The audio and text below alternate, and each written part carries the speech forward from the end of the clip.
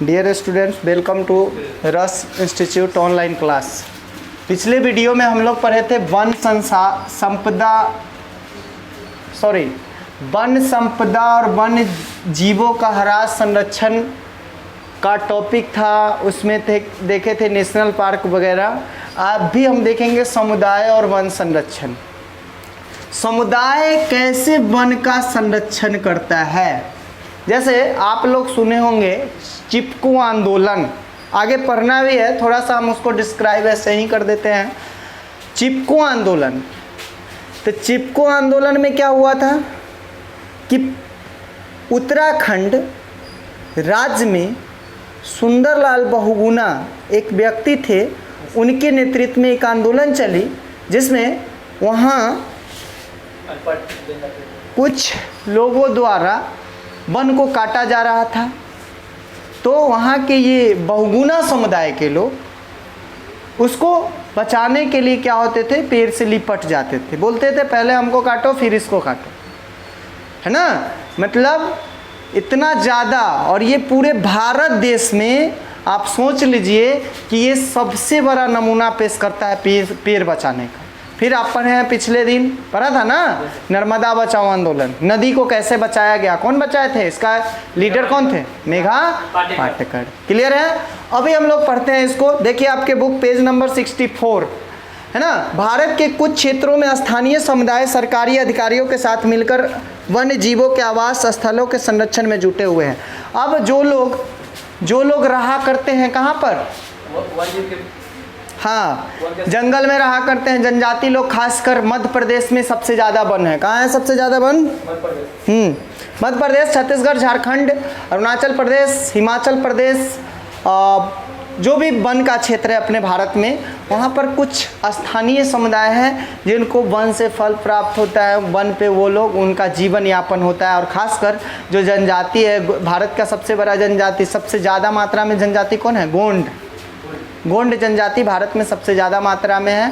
संथाल, मुंडा, हो, उराव, भुइया ना, बुड़बक जानवर नहीं है, आदमी का जनजाति है। जैसे हम लोग जाति हुए, कोई ब्राह्मण, राजपूत, यादव, ये वो बहुत सारा है ना, ऐसे करके। तो पूरा जो जाति है उसमें वो लोग जनजाति है। वो जन मतलब आदमी का ही एक जाति, लेकिन उन लोग का खान पान, रहन सहन, भाषा ये अलग, हम लोग से अलग। वो लोग जंगल में रहना, पठार पे रहना ज़्यादा पसंद करते हैं। जंगली, उनका जो वातावरण है वो जंगली परिवेश में ही वो लोग रहे, है ना। जंगली परिवेश का मतलब होता है वातावरण, जंगली वातावरण ही उनको ज़्यादा पसंद है। आप झारखंड रांची जाओ, रांची में आपको, रांची के आसपास बहुत जंगल है, तो जंगल में आप रांची का क्लाइमेट देखिए, बहुत बेहतरीन मिलेगा, क्योंकि जंगल है चारों तरफ से, बीच में शहर बसा हुआ है। ठीक है। अब आइए, यहाँ क्या कर रहा है, भारत के कुछ क्षेत्र में स्थानीय समुदाय सरकारी अधिकारियों से मिलकर वन जीवों के आवास स्थलों को संरक्षण में जुटी है, क्योंकि यह वन और वनस्पति से दीर्घकाल से इनकी आवश्यकताओं की पूर्ति हो रही है। सही बात है। जब हम लोग के पूर्वज थे, जनजाति लोग जब थे, वो लोग क्या करते थे, तो वो लोग करते थे पूरी तरह तरह के एक्सपेरिमेंट, और वही जंगल से ही हम लोग के पूर्वज भी, जब जिस समय असभ्य था मानव, असभ्य के बाद ना सभ्यता आया, लोग रहने लगा, खाने लगा, जीने, पेड़ पौधा से लकड़ी काट के घर बनाने लगा, तरह तरह का व्यवस्था अपना किया। लेकिन जिस समय असभ्य था, घूमता था, पूरा घूम के जंगल में घूमते रहता था। आज यहाँ फल ख़त्म हुआ तो दूसरा जंगल में, फिर वहाँ खोजा, वहाँ ख़त्म हुआ तीसरा जंगल में। तो उसी तरह से अभी भी कुछ लोग हैं जो इस पेड़ पौधा पे डिपेंड है। और झारखंड में आप जाके देखिए, वहाँ पर जंगल से लकड़ी काट के, जो सूखा वूखा लकड़ी है उसको बेच के, और वही से उसका जीवन यापन चलता है। अब आओ, सरिस्का बाघ रिजर्व में राजस्थान के गाँव के लोग वन्य जीव संरक्षण अधिनियम के तहत वहाँ से खनन कार्य बंद करवाने के लिए संघर्ष। अब देखिए, सरिस्का राजस्थान में एक बाघ अभयारण्य, वहाँ पर खनन किया जा रहा था, है ना। कुछ लोग, सरकारी प्राइवेट लोग, इलीगल मतलब उसको खनन कर रहे थे अपने यूज के लिए। वहाँ के लोग बोले कि नहीं भाई, इसको हम खनने नहीं देंगे, क्योंकि जितना ज़्यादा खनन होगा उतना ज़्यादा धरती का लेयर मजबूत होगा, पेड़ पौधा ख़त्म होगा, और खत्म होगा तो हमारा प्राकृतिक खत्म होगा, और वो खत्म होगा तो हमारे जीव जंतु खत्म होगा, जीव जंतु खत्म होगा तो हम भी एक दिन स्वाहा हो जाएंगे। ठीक है। अब आइए सरिस्का बाघ रिजर्व में राजस्थान के गाँव के ये हो गया। कई क्षेत्रों में तो लोग स्वयं वन्य जीव आवासों की रक्षा कर रहे थे। राजस्थान के अलवर जिले में 5 गांव के लोगों ने 1200 हेक्टेयर वन भूमि पर भैरव देव डाकव विहार चोरी घोषित कर दी, जिससे अपने ही नियम कानून है जो शिकार वर्जित करते हैं तथा बाहरी लोगों को घुसपैठ। मतलब ये एक नियम ले आया था कि विहार मतलब जो बसेरा है लोगों का, जीव जंतु का, पेड़ पौधा जो बसेरा है उसको आप नहीं ला सकते। वो अपना एक नियम लाया। जैसे हर एक समाज का अपना अपना नियम होता है। जैसे हम लोग के जाति में अगर ब्राह्मण का बात कर लो थोड़ा सा, है ना, तो जब तक जनेऊ नहीं होगा तब तक उसको बाल नहीं मुड़वाना है। चाहे बाल पूरा उड़ जाओ मंजूर है ऐसा ही, लेकिन जब तक बिना जनेऊ के नहीं। लेकिन अदर कास्ट में, हिंदू ही धर्म में देखो, हाँ, कोई खसका कि वो भी खसका देगा, है ना, तो ऐसे चलता है। चलो आगे आइए। आदिवासी लोग अपनी आवश्यकताओं के लिए आसपास के परिवेश में निर्भर करते हैं। वह वन्य जीवों के आखेट मतलब शिकार, वन्य जीवों का शिकार, मछली पकड़ना, जंगली फल कंद बीज प्राप्त करना एवं सीमित मात्रा में कृषि साधन आदि से ही अपने भोजन की आवश्यकताओं की पूर्ति करते हैं। लेकिन आदिवासी जनजाति को अपने क्षेत्र में पाए जाने वाले पेड़ पौधे तथा वन्य जीवों से भावनात्मक एवं आत्मिक लगाव होता है। अपने परिवेश में पाए जाने वाले संसाधनों के संरक्षण के प्रति यह अत्यंत सक्रिय तथा सचेत होते हैं। ये जंगली पौधे के बीज आदि के अंकुरन को मौसम में वन क्षेत्र में नहीं जाते हैं और अपने पालतू पशुओं को भी जंगल में प्रवेश से रोकते हैं। प्रजनन काल में मादा वन पशुओं का शिकार नहीं करते। वन संसाधनों का उपयोग चक्रीय पद्धति से करते हैं और वन के खास क्षेत्रों को सुरक्षित रखकर उसमें प्रवेश नहीं करते हैं। समय समय पर आवश्यकता अनुसार वृक्षारोपण तथा उसकी रक्षा करते हैं और इस प्रकार से जनजातीय क्षेत्रों को वन को स्वाभाविक संरक्षण प्राप्त हो जाता है। जैसे अब क्या है कि ये लोग खुद भी ना एक पेड़ काटते हैं ना किसी को काटने देते। ये जो नियम बनाया ऊपर, कौन नियम? भैरवदेव डाकव विहार चोरी। बिहार चोरी मतलब जो बसेरा, बिहार का मतलब बसेरा है ना। अपना भी बिहार का नाम क्या है? परा बिहार। बताओ। भारत का नाम। हाँ, बहुत अच्छा। बिहार का नाम बिहार इसलिए पड़ा कि यहाँ पर बौद्ध भिक्षु का बसेरा हुआ करता था। हाँ, बौद्ध भिक्षु का बसेरा। महात्मा बुद्ध को ज्ञान की प्राप्ति कहाँ हुआ? बिहार में ही ना, बोधगया में ना। तो बोधगया में पहले गया नाम था, जब उनको बुद्धि वहाँ प्राप्त हुआ तब बोधगया दे दिया नाम। तो बिहार जो आया बौद्ध धर्म से आया, क्योंकि बौद्ध भिक्षु बाहर से आते थे महात्मा बुद्ध से मिलने, उनका प्रवचन सुनने, यहाँ अपना बसेरा बना लिए थे। तो उसी बिहार से यहाँ का नाम बिहार। नहीं तो प्राचीन काल में जाइए तो इसका नाम अलग था। क्या नाम था बिहार का नाम? पूर्व का देश। हाँ, प्राचीन काल में जाओगे तो बिहार का नाम क्या था? पूर्व का देश। मतलब पूर्वी क्षेत्र में हम लोग पढ़ते हैं तो पूर्व का देश है ना। इसके बाद एक मात्र बंगाल राज्य है, उसके बाद तब पूरा बंगाल की खाड़ी, तो इसलिए पूर्व का देश। हम लोग ऐसे भी भारत के पूर्वोत्तर क्षेत्र में रहते हैं। किधर रहते हैं? पूर्वोत्तर क्षेत्र में। देख, शरीर उरीर बहुत दर्द कर रहा है, जल्दी जल्दी ख़त्म करो ये वीडियो को, है ना तो वीडियो एसडीओ तुरंत बन जाएगा। चलो हाँ, आगे आते हैं हम लोग। हिमालय में प्रसिद्ध चिपको आंदोलन देख लीजिए। उत्तराखंड पूरा जो राज्य है वो आपका कहाँ है? हिमालय में। हाँ, चिपको आंदोलन कई क्षेत्र में वन कटाई रोकने में सफल नहीं रहा, बल्कि यह भी दिखाया कि स्थानीय पौधे का प्रयोग कर सामुदायिक वनीकरण अभियान को सफल बनाया जा सकता है। पारंपरिक संरक्षण तरीकों को कृषकों में क्रमशः पारिस्थितिकी के अनुसार कृषि की जागृति है। पारंपरिक मतलब जो वर्षों से परंपरा जो हमारा चल रहा है, जैसे हमारे यहाँ परंपरा है पेड़ पौधा की पूजा करना, है ना, नदी का पूजा करना, ये वर्षों से चला आ रहा है, ये आज नहीं हुआ है, ये एक परंपरा है। ठीक है। और इसमें पारिस्थितिकी मतलब क्या होता है? जानवरों और वन सजीव और निर्जीव के बीच जो समन्वय है, मेल जोल है, उसको क्या बोलते हैं? पारिस्थितिकी के अनुरूप कृषि को जागृति आई है। जैसे टिहरी में किसानों के बीच भूमि बचाओ आंदोलन, है ना। टेहरी उत्तराखंड में एक जगह है जिसमें भूमि बचाओ आंदोलन, देख लो इसमें, है ना, कि रासायनिक उर्वरकों के प्रयोग के बिना भी विविध फसल उत्पादन द्वारा आर्थिक रूप से लाभकारी। अब देख लें यहाँ, अब जब हम रसायन डाल के खेती करते हैं, जैसे ज़्यादा यूरिया डाल दिए कोई खेत में, तो क्या हो जाएगा? वो खेत का उर्वरक क्षमता मरेगा कि नहीं मरेगा?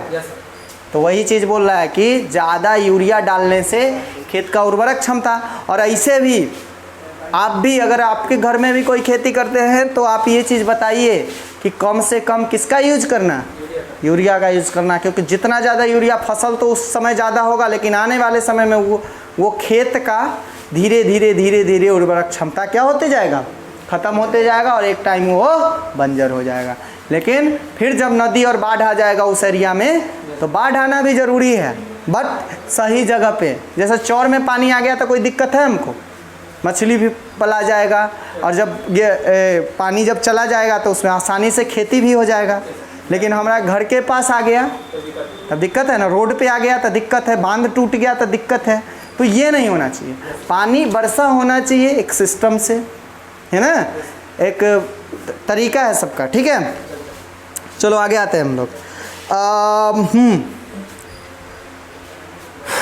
हाँ, उसे बचाने के लिए अपने आगोश में, अब देखो यहाँ पे चिपको आंदोलन की कुछ बातें दी हुई है, आपको थोड़ा ध्यान से देखना, बहुत इंपॉर्टेंट टॉपिक है और कम से कम 20 बार एग्जाम में पूछा है। चिपको आंदोलन के मुख्य लीडर, मुख्य नेता कौन थे? तो सुंदरलाल बहुगुणा, उत्तर प्रदेश, टेहरी गढ़वाल। यहाँ उत्तर प्रदेश लिखा है क्योंकि उत्तर प्रदेश इसलिए लिखा, अभी उत्तराखंड बोलेंगे इसको, अभी क्या बोलेंगे? उत्तराखंड, क्योंकि उस समय उसका नाम उत्तर प्रदेश ही था। उस समय क्या नाम था? उत्तर प्रदेश। उत्तर प्रदेश में 2000 ईस्वी में 4 राज्य, जब तुम लोग का जन्म 10th वाले का जन्म था 2000 ईस्वी में हुआ ही नहीं था, हुआ रहे तुम्हारा 2000 ईस्वी, कितना हुआ है ईस्वी तुम्हारा? 2004 में, 2004-5 इस सब के आसपास सबका जन्म है, 4, 2, 3 ऐसी होगा। तो उत्तर प्रदेश का नाम जब उत्तराखंड पड़ा तब तो लोग दुनिया में नहीं था, है ना। दुनिया में कब आया? जब बट गया है तब। झारखंड, बिहार, लेकिन हम लोग थे, मैं था उस समय, है ना। जिस समय बिहार से झारखंड अलग हुआ हम थे, लेकिन बचपन में थे, बहुत बच्चा थे, है ना। 2000 ईस्वी में 1 नवंबर 2000 ईस्वी को छत्तीसगढ़ अलग हुआ है मध्य प्रदेश से। एमपी से अलग हुआ कौन राज्य? छत्तीसगढ़। 9 नवंबर 2000 को उत्तर प्रदेश से उत्तराखंड। लेकिन ये कहानी जो बताई है 1972 का, उस समय हम भी नहीं थे दुनिया में, हमारे बाबूजी के समय, इंदिरा गांधी थी प्राइम मिनिस्टर, है ना।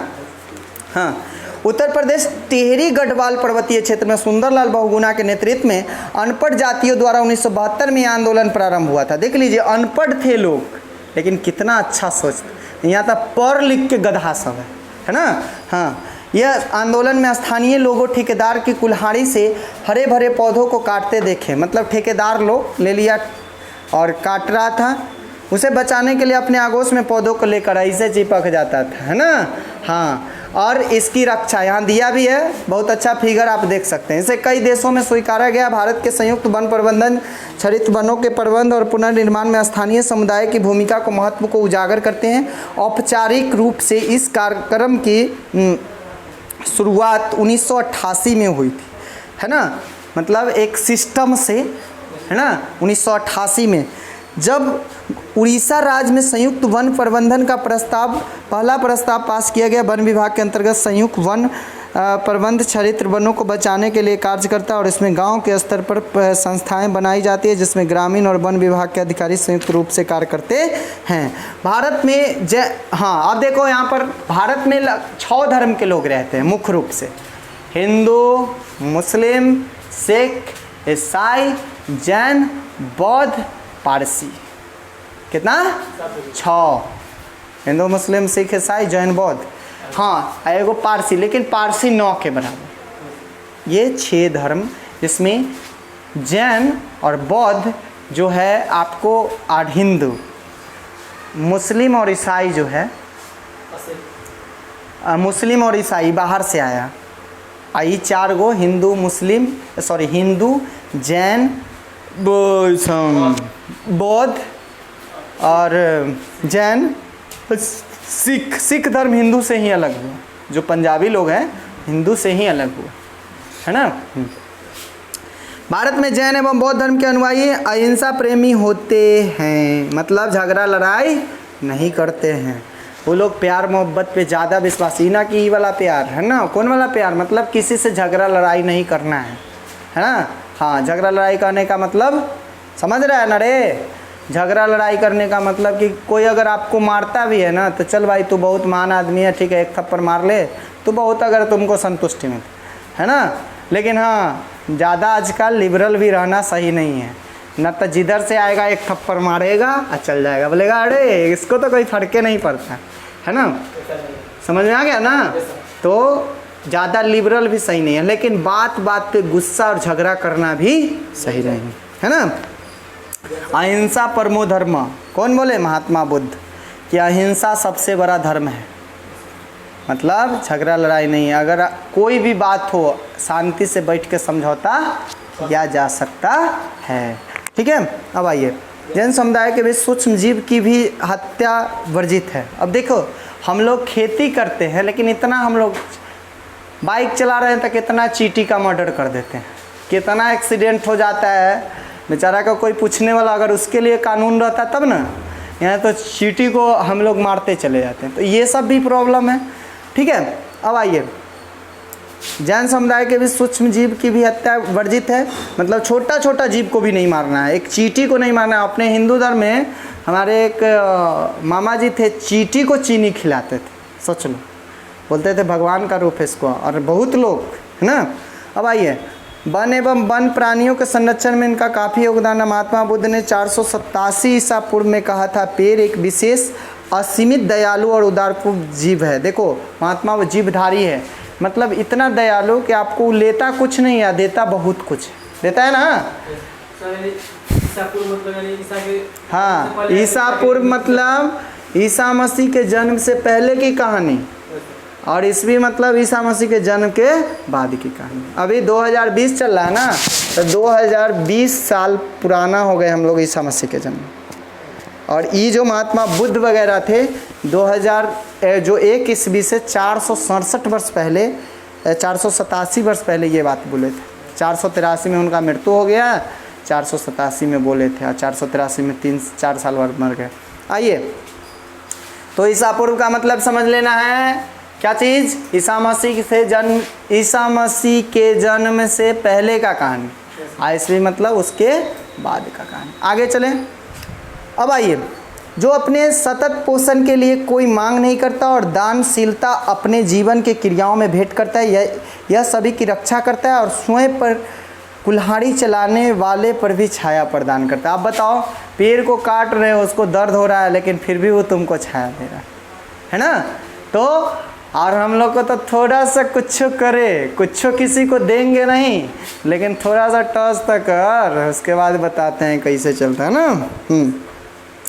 वन जीवों के संरक्षण के लिए कानूनी प्रावधान, देख लो।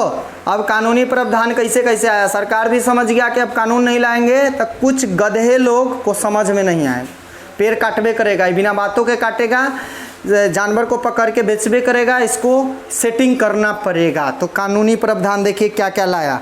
पहले तो इंटरनेशनल, अंतर्राष्ट्रीय नियम बना, है ना, क्योंकि आपको पता है कि सबसे ज़्यादा वनों वाला देश कौन, रूस। रूस में जाइए, वहाँ का एनवायरनमेंट बहुत सुंदर मिलेगा आपको, है ना। वन जीवों के संरक्षण के लिए 2 या 2 से अधिक राष्ट्र समूह के द्वारा अंतर्राष्ट्रीय समझौतों के अंतर्गत नियम तथा कानूनी प्रावधान बनाए गए। प्राकृतिक संसाधनों के संरक्षण पर 1968 में अफ्रीकी कन्वेंशन, अंतर्राष्ट्रीय महत्व के वेटलैंड कन्वेंशन बहुत अच्छा लग रहा है, कोरोना का प्रकोप है कार्य। 1971 तथा विश्व प्राकृतिक एवं सांस्कृतिक धरोहर संरक्षण एवं रक्षा अधिनियम 1972 के अंतर्गत बनाए गए अंतर्राष्ट्रीय नियमों के द्वारा वन्य जीवों के संरक्षण के प्रयास किए जा रहे हैं। इस पर सख्ती से अनुपालन करके वन्य जीवों की रक्षा की जा सकती है। अब देखो, इसमें कुछ नहीं है, अंतर्राष्ट्रीय नियम। इसमें क्या कहा कि 1968 में अफ्रीका में एक कन्वेंशन हुआ, एक बैठक हुआ, उसमें क्या कहा गया कि जितना भी जो पेड़ पौधा ज़मीन है उसको संरक्षित करिए, ठीक है। 71 में विश्व प्राकृतिक सांस्कृतिक धरोहर संरक्षण बनाया गया। किसको अब बचाओ धरोहर करो 1972 के अंतर्गत बनाए गए अंतर्राष्ट्रीय नियमों के द्वारा वन जीवों के संरक्षण के प्रयास किए जा रहे हैं और इस पर सख्ती से, मतलब विश्व इंटरनेशनल लेवल पर, तो इंटरनेशनल पूरे दुनिया का गार्जियन कौन है? अंतर्राष्ट्रीय कौन है? यूएनओ।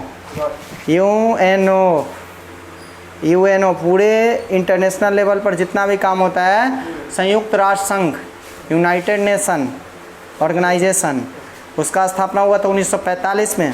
जब द्वितीय विश्व युद्ध खत्म हुआ तब बोला दुनिया की इसी तरह से अगर लड़ाई होता रहा ना, जब 10th में पढ़ाएंगे, 9th में पढ़ा भी था तुम लोग, याद होगा 9th में सब पढ़ाए हैं, अगर नहीं होगा तो एक बार 9th का भी बुक देखते रहना, पीछे वाला चीज़ भी बहुत इम्पोर्टेंट है ना। तो हालांकि 9th से ज़्यादा 10th पे, ऐसा नहीं कि सर आप 9th को बोले तो 9th पढ़ते रहो ज़िंदगी भर, मतलब कुछ चीज़ है इम्पोर्टेंट, जैसे हम अंडरलाइन कराए होंगे वो सब चीज़ को देखते रहना। अब आइए राष्ट्रीय कानून, ये बहुत इंपॉर्टेंट है इंटरनेशनल से ज़्यादा। अपना भारत का है और भारत वाला ज़्यादा पूछता है एग्जाम में, और याद भी रखना आपके लिए इंपॉर्टेंट है। भारत विश्व के उन देशों में से है जिसमें पर्यावरण तथा वन्य जीवन की रक्षा के प्रावधान संविधान के, देख लो संविधान में किया गया। संविधान की धारा 21 अंडरलाइन करो के अंतर्गत अनुच्छेद 47, 48 तथा 51A या क कुछ भी जीव वन्य जीवों और प्राकृतिक संसाधन, पूछेगा किस धारा में है प्राकृतिक संसाधन और वन जीवन की बचाने की बात संविधान के, तो धारा कितना 21। संविधान एक बुक है, उसमें धारा 21 खोलिएगा तो उसमें मिलेगा वन एवं वन जीव संरक्षण के बारे में पूरा नियम कानून है, ठीक है। और अनुच्छेद 48, 47, 48, 51 देखो। वर्ष 1952 में भारतीय वन जीव बोर्ड के गठन के बाद वन जीवों के संरक्षण के प्रति सरकार का रुख गंभीर हुआ। प्रांतीय स्तर पर भी वन जीव बोर्ड का गठन किया गया है ना। प्रांतीय मतलब राज्य स्तर पे, प्रांत मतलब हाँ तो हम डांस करे का, रिफिल खत्म हुआ तो मार्कर से लिखेगा,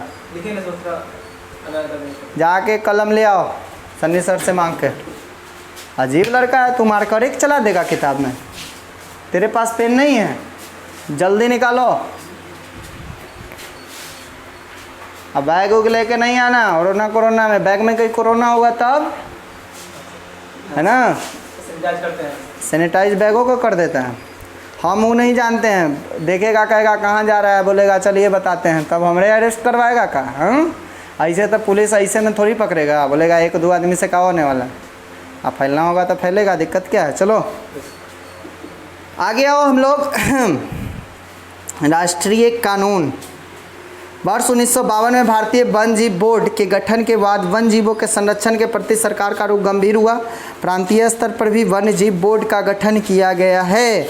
वन जीव सुरक्षा एक्ट 1972, नियमावली 1973 एवं संशोधित एक्ट 1991 के अंतर्गत पक्षियों तथा जानवरों का शिकार पर प्रतिबंध। वन जीव सुरक्षा एक्ट 1972 को अंडरलाइन करो जल्दी, और याद भी रखना जब तक मरना नहीं, ठीक है। नियमावली 1973 संशोधित, फिर उसको 72 में आया, उस पर नियम बना 73 में, संशोधित किया। जैसे समय समय पर, जैसे हम लोग कैसे पहले वाला जीन्स देखता था कैसे आता था, उसके नीचे पूरा फैला हुआ था, अब आया है टांग के ऊपर थोड़ा चढ़ा के पहनेगा, फिर कुछ दिन बाद उससे मन भर जाएगा तब फिर नीचे पहनेगा, है ना। कभी बाल इन्ने से गायब, कभी उन्ने से बाल, ऐसे ही चलता है समाज, है ना। हाँ तो हर चीज़ में लोगों को चेंजिंग चाहिए ना, हाँ तो चेंजिंग करते रहता है। चलिए तो, और परिवर्तन संसार का नियम है, इसको आप रोक भी नहीं सकते। वनों के संरक्षण के लिए बनाए गए वन संरक्षण एक्ट 1980 अंडरलाइन करो। वन के संरक्षण, वन जीव सुरक्षा बना 1972 में, और वन के संरक्षण के लिए 1980 में। 8 साल बाद किसके संरक्षण?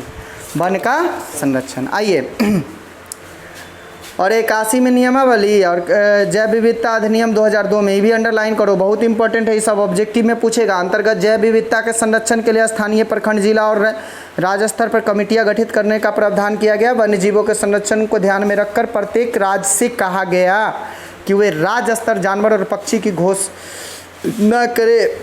राष्ट्रीय स्तर पर बाघ राष्ट्रीय जानवर और मयूर राष्ट्रीय पक्षी घोषित किया गया। देखिए बाघ राष्ट्रीय जानवर बनाया गया, राष्ट्रीय पक्षी मोर को बनाया गया। अब इसको तो बाघ को छू देगा तो और दिन खराब है, राष्ट्रीय चीज़ को तो छू ही नहीं सकते हैं, अगर कोई शिकारी अगर बाघ को पकड़ लिया और पता चल गया सरकार को, उसका वन विभाग के आदमी पकड़ लिया, उसको अरेस्ट कर लिया, तो उस पर अन्य जो जानवर है उसको पकड़ने और बाघ को पकड़ने से ज़्यादा उस पर हार्ड कानून लगेगा, क्योंकि वो राष्ट्रीय है ना। लगेगा सब पे कानून, लेकिन राष्ट्रीय मोर और बाघ को आप नहीं परेशान कर सकते, है ना। जैसे अपना राष्ट्रीय झंडा तिरंगा है, और भी झंडा है, लेकिन तिरंगा को कुछ टच करके देखो, तिरंगा तो जला दो, कल्ले देशद्रोही का केस हो जाएगा, तेरे पे देश छोड़ना पड़ेगा तुमको, है ना। हाँ, ऐसे भी अपना देश के तिरंगा, बड़े बड़े जो अभी के नेता सब नहीं, अभी के नेता सब तो अधिकतर चोर हो गया है, 1-2% सही है। पहले जो लीडर हुआ करते थे, जो अपना जान गंवा दिए देश को आज़ादी में, भगत सिंह, सुभाष चंद्र बोस, मंगल पांडे, चंद्रशेखर आज़ाद, है ना, महात्मा गांधी, जवाहरलाल नेहरू, ये सब लोग थे उस समय जो देश आज़ादी में अपना कुछ नहीं समझे, देश आज़ादी के लिए आहुति दे दी अपना। वो लोग को अपना ये बनाइए, मतलब क्या बोलते हैं, आदर्श, आइडियल, ठीक है ना, आइडियल पर्सन वो लोग। तो अभी वाला बनाएगा जो सवेरे उठता है 5 को झूठ बोलता है, शाम में सोते समय 10 को झूठ बोलता है, वह सब नेता भी चल रहा है।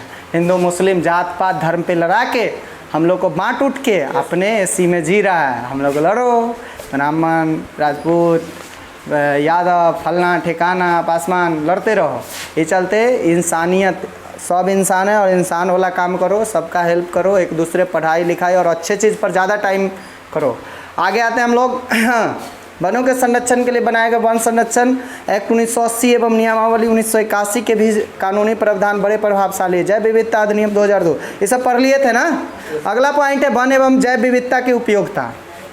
अब वन जीव और जैव विविधता, अब बोले बहुत लोग बोलता है सर सबको बराबर भगवान बना देते तो कितना अच्छा होता, लेकिन ऐसा ये अच्छे नहीं होता। तब तक किसी को किसी से मतलब नहीं, सब कुछ मेरे पास भी, सब कुछ तुम्हारे पास भी, है ना। क्या होता, हम बोलते अरे छोड़ रहने दे, क्या ज़रूरी है, तुम अपना लिए बड़े हो, हम अपना लिए बड़े हैं, हमको कोई मतलब नहीं। लेकिन नहीं, एक अट्रैक्शन भी बना दिए हैं, है ना, हर चीज़, है ना। किसी आदमी से लोग ज़्यादा प्रभावित हो जाता है, कोई टीचरे के पढ़ाई से कुछ ज़्यादा लोग प्रभावित होते हैं। और कोई पढ़ाता है तो किसी है चलना, कुछ भी पढ़ा रहा है, हमको क्या मतलब है ना, चलो ऐसे चलते। और सबका अपना अपना ये है। चलिए आगे, वन्य जीव एवं जैव विविधता की उपयोगिता। अब देखो सिंपल वर्ड है, वन्य जीव और जैव विविधता कैसे कैसे है। प्राकृतिक अधिवासीय वातावरण में विकसित होने वाले पौधे और जंतुओं को वन्य जीव कहते हैं। प्राकृतिक अधिवासीय, अधिवासीय मतलब उसके अधीन बसना, क्या बोलेंगे, उसके अधीन बसना। नेचुरल के अंडर में जो बसा हुआ है वन्य जीव, उसको, है ना, पौधे और जंतुओं को वन्य जीव, है ना, वाइल्ड लाइफ कहते हैं। इस प्रकार पादप और जंतु, फ्लोरा और क्या रे फौना, वन्य जीव के 2 भाग हैं और ये जैव मंडल के अभिन्न अंग है। यह हमारी धरा पर अमूल धरोहर है। यह हमारी धरा मतलब यह धरती पर अमूल धरोहर है जिसका कोई मूल्य नहीं है, ठीक है। वन्य जीव सदियों से हमारे संस्कृति और आर्थिक क्षेत्र में महत्वपूर्ण भूमिका निभाते रहे। इनमें हमें भोजन, वस्त्र के लिए रेशे, खाले, आवास आदि सामग्री एवं अन्य उत्पादन प्राप्त होते हैं। इनकी चहक और महक हमारे जीवन में स्फूर्ति प्रदान करते हैं, परिस्थिति के लिए श्रृंगार के समान है। भारत में इन्हें सदैव आदर भाव एवं पूज्य समझा गया। मनुष्यों के लिए प्रेरणा का स्रोत तो सैलानियों के लिए आकर्षण का विषय रहा है। अब देखो मनुष्य को प्रेरणा भी दे रहा है, और सैलानी किसको बोलेंगे, तो जो विदेशी पर्यटक सब आता है ना घूमने वाला, उसको सैलानी बोलते हैं, ठीक है। स्फूर्ति मतलब हो गया, कहाँ गया स्फूर्ति, फुर्ती से स्फूर्ति बने, हमारे जीवन में स्फूर्ति प्रदान करता है। महक और स्फूर्ति मतलब एक एक्टिवनेस, एक्टिव करता है। फ्रेश हवा मिलेगा तो हम लोग एक्टिव रहेंगे, लगेगा कि कुछ ये नहीं आए। अब तुम सिंपल देखो दिल्ली का इन्वायरमेंट कैसा है, पटना का कैसा है, महनार का कैसा है, महनार के गांव का कैसा है। तो जो गांव का सबसे बेस्ट होगा, कोई गांव को ले लो, चकियाज, लावापुर, अलीपुर, कोई भी ग्रामीण क्षेत्र, गांव में ना ज़्यादा पेड़ पौधा रहे, शहर में पेड़ पौधा कम रहता है। तो लेकिन गांव से लोग, गांव में लोग नहीं रह पाते हैं क्योंकि वहाँ पे जॉबलेस है वो एरिया। शहर में बहुत सारा चीज़ मिल जाता है लेकिन गांव में बहुत कम। अब आइए आगे, पश्चिमी हिमालय वनस्पतिक क्षेत्र। देख लीजिए थोड़ा सा, इसको ख़त्म करते हैं। पश्चिमी हिमालय वनस्पतिक क्षेत्र, पादप बचा हुआ है ना, फ्लोरा। हमारे देश की जलवायु विषम है। कितना टाइम हो? हाँ, हमारे देश की जलवायु विषम है, सही बात है। अभी आप देख लो, अपने जम्मू कश्मीर का मौसम जाके देखो, अपने बिहार का देखो, तमिलनाडु का देखो, तीनों जगह आपको अलग अलग टेम्परेचर मिलेगा, है ना। तो विषम हो गया कि नहीं जलवायु। मेघालय में जाके देखिए, अभी वर्षा यहाँ नहीं ना हो रहा है। मेघालय में कोई भी मौसम ले लो, वर्षा हो रहा है। अभी तो खैर अपना वर्षा का मौसम है, बिहारों में कहीं ना कहीं कुछ ना कुछ बारिश होता ही होगा। किशनगंज में बिहार में सबसे ज़्यादा बारिश होता है। किस जिला में? किशनगंज में, क्योंकि किशनगंज जैसे जैसे पूरब की तरफ आप बढ़िएगा ना, आगे पढ़ाएंगे, जैसे जैसे पूरब की तरफ बढ़िएगा वैसे वैसे बारिश ज़्यादा होती जाएगी। जैसे कोलकाता ये सब का तालाब जल्दी सूखता नहीं है, क्योंकि समुद्र के किनारे वहाँ पर तुरंत तुरंत ये आते रहता है। आइए, पश्चिमी हिमालयी वनस्पति क्षेत्र। हमारे देश की जलवायु विषम है। वस्तुतः संसार में जितने भी प्रकार की जलवायु है वो सभी जलवायु यहाँ मिलती है। यही कारण है कि हमारे देश में अनेक प्रकार की वनस्पति पाई जाती है। हमें इन्हें मोटे तौर पर 8 वनस्पति क्षेत्र में बांट सकते हैं। कितने? 8। पश्चिमी हिमालय वनस्पति क्षेत्र, इस क्षेत्र का विस्तार कश्मीर से कुमायूं तक है। यहाँ चीड़, देवदार, कोंधारी वृक्ष का फैलाव है। ऊंचाई के साथ साथ वृक्षों की प्रजातियों में भी परिवर्तन देखने को मिलता है। अधिक ऊंचे क्षेत्रों में अल्पाइन वनों का विस्तार है। अधिक ऊंचे क्षेत्रों में अल्पाइन वन, है ना, वही जो हिमालयी क्षेत्र में जो वन पाया जाता है उसको अल्पाइन। अब आइए, पश्चिमी हिमालयी वनस्पति क्षेत्र। पश्चिमी हिमालय चले जाइए तो पंजाब में है पश्चिमी हिमालय आपका। कहाँ पे? पंजाब में। पूर्वी हिमालय, इस क्षेत्र में ओक, छोटी बेत तथा फूलों वाले सदाबहार वन मिलते हैं। जैसे आप चले जाइए कहाँ पर, सिक्किम में, असम में, ये सब है ना, अरुणाचल प्रदेश। असम वनस्पतिक क्षेत्र, देखो यह ब्रह्मपुत्र और सुरमा घाटी के बीच का क्षेत्र है। यहाँ मुख्य रूप से सदाबहार वन मिलते हैं। सदाबहार वन ऐसा वन जिसमें हमेशा पत्ती लगा रहता है ना। एगो पत्ती झड़ेगा तो नया पत्ती हो जाएगा, यानी पत्ती उसमें से ये नहीं होगा। अर्ध पतझड़ वन, जैसे बिहार का वन कैसा है? अर्ध पतझड़, आधा झड़ेगा आधा उगेगा, है ना। मतलब तुमको लगेगा कि कुछ झरा भी है और नया भी हो गया। अर्ध पतझड़, आधा झरेगा। लेकिन कहीं कहीं होता है साफ पतझड़, एकदम क्लीन हो जाएगा, एगो पत्ता नहीं रहेगा, फिर नया नया हो, है ना। हाँ, रेगिस्तानी क्षेत्र सब में जाके देखिए, बहुत आपको मिलेगा वो सब। अब आइए, ब्रह्मपुत्र और सुरमा घाटी के बीच का क्षेत्र, यहाँ मुख्य रूप से सदाबहार वन मिलते हैं। सदाबहार वनों के बीच में घने बांसों एवं लंबी घासों का झुरमुट मिलते हैं। सिंधु मैदान वनस्पति क्षेत्र, इस क्षेत्र में पंजाब, पश्चिमी राजस्थान, देख लो, गुजरात के मैदान शामिल है। बबूल मिलेगा, नागफनी, खेजड़ी, आक, यानी रेगिस्तानी क्षेत्र में आपको कटीला चीज़ ज़्यादा मिलेगा। देख लो, पर्वतीय क्षेत्र में जाइएगा तो आपको शंकुधारी वन मिलेगा, शंकु के आकार का पर्वतीय क्षेत्र। अब पर्वत कैसा बनाओ? शंकु, पढ़े हो ना शंकु बेलन, तो शंकु कैसे बनता है? पर्वत की तरह उसका चोटी निकलता है ना, तो वही है आपका, ठीक है। गंगा के मैदानी वनस्पति क्षेत्र, अरावली से बंगाल और उड़ीसा के बीच के क्षेत्र, इसके अंतर्गत रखा गया। यह क्षेत्र कृषि प्रधान क्षेत्र है, इसलिए यहाँ वन बहुत कम विस्तृत है। जहाँ जहाँ बांस, साल, खैर, तेंदू के वृक्ष पाए जाते हैं। दक्षिण का पठार वनस्पति क्षेत्र, इसमें पूरा दक्षिण का पठारी क्षेत्र सम्मिलित किया गया है। यहाँ पतझड़ वाले वृक्ष पाए जाते हैं। इसके अतिरिक्त विभिन्न प्रकार की जंगली झाड़ियाँ देखने को मिलती है। 7वां है मालाबार वनस्पतिक क्षेत्र, इसके अंतर्गत पश्चिमी तटीय क्षेत्र को रखा गया है। यहाँ पर गर्म मसाले, सुपारी, नारियल, रबर के वृक्ष अलावा काजू, चाय, कॉफ़ी के वृक्ष पाए जाते हैं। 8वां है अंडमान, क्या? मालाबार, मालाबार तट गुजरात में, केरल में, सॉरी, कहाँ पर? केरल में। मालाबार तट लिख लेना, केरल में है। दक्षिण का पठारी वनस्पति, ये आपको दक्षिण पठार जो भी है, खासकर तमिलनाडु क्षेत्र में। गंगा मैदानी वनस्पति, हम लोग जहाँ रहते हैं उसको गंगा मैदानी वनस्पति, गंगा नदी है ना, तो यहाँ कैसा वनस्पति मिलता है? हाँ, कृषि प्रधान क्षेत्र है। जो नदी का एरिया होगा ना उसमें कृषि आसानी से होगी, ठीक है ना, क्योंकि न्यू मिट्टी आते रहती है। अंडमान वनस्पति क्षेत्र, यहाँ पर सदाबहार वन, अर्ध सदाबहार वन तथा समुद्र तटीय जंगलों की प्रमुखता है, ठीक है, अंडमान में। भारतीय वनस्पति संरक्षण बोटनिकल सर्वे ऑफ इंडिया के अनुसार यहाँ 47,000 पेड़ पौधे की प्रजातियाँ हैं भारत में, जिसमें 15,000 प्रजाति वाहिनी वहन करने वाली, यानी नदी के, है ना, आसपास, वाहिनी मतलब नदी के आसपास के अंतर्गत आते हैं। इसमें 35% प्रजातियाँ देसी हैं जो विश्व और कहीं नहीं पाई जाती। मतलब 35% ऐसे प्रजाति है जो कहीं और नहीं पाई जाती है। तो चलिए नेक्स्ट टॉपिक आपका पढ़ना है जंतु, और जंतु को हम लोग अगले वीडियो में देखेंगे, क्योंकि अभी थोड़ा ज़्यादा है ना, ज़्यादा मतलब इतना वीडियो का आप लोग देखिए और बढ़िया से, और जितना ज़्यादा हो सके पढ़िए। और आ गया, हम सुने आजकल संस्कृत और हिंदी नहीं हो रहा है, तो संस्कृत हिंदी के लिए भी सोचा जा रहा है, और आप क्वेश्चन बैंक को फॉलो करिए ज़्यादा से ज़्यादा, हो जाएगा। ठीक है, थैंक्स।